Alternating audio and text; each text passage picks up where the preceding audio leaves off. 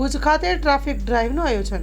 રાજ્ય સરકાર દ્વારા જાહેરનામાની અમલવારી માટે ખાસ નિર્દેશ આપવામાં આવ્યો છે। જાહેરનામામાં સરકારી કર્મચારીઓ જેમણે હેલ્મેટ પહેરવાનું યાદ નથી રાખ્યું અને તે ઓફિસે આવી પહોંચ્યા છે તેમની સામે કાયદેસરની કાર્યવાહી શરૂ કરવામાં આવી છે। આ પદ્ધતિને અમલમાં મૂકવા માટે જિલ્લા ટ્રાફિક શાખા અને સિટી ટ્રાફિક શાખાની ટીમો દ્વારા ચકાસણી અને કાર્યવાહી શરૂ કરી છે। જિલ્લા પંચાયત અને બહુમાળી ભવન તેમજ પ્રાંત કચેરીમાં અલગ અલગ ટુકડીઓ દ્વારા કામગીરી હાથ ધરવામાં આવી હતી। આ કચેરીઓમાં સઘન ચકાસણી કરવામાં આવી છે। તેઓ હેલ્મેટ પહેરે છે કે નહીં તે સખત રીતે તપાસવામાં આવી રહ્યું છે। ટ્રાફિક શાખાની ટીમે આ સમયે પૂરક પગલાં લેવા માટે જાહેરનામામાં અનુસંધાને સમગ્ર શહેરમાં પેટ્રોલિંગ અને દંડ વસૂલાતની કામગીરી શરૂ કરી છે। આ નિયમોની અમલવારીનો મુખ્ય ઉદ્દેશ્ય સરકારી કર્મચારીઓના માટે સલામતી સુનિશ્ચિત કરવું છે અને જેમાં પરિપ્રેક્ષ્યમાં માર્ગ અને સલામતીના મહત્વની સમજાવટ આપવામાં આવી રહી છે।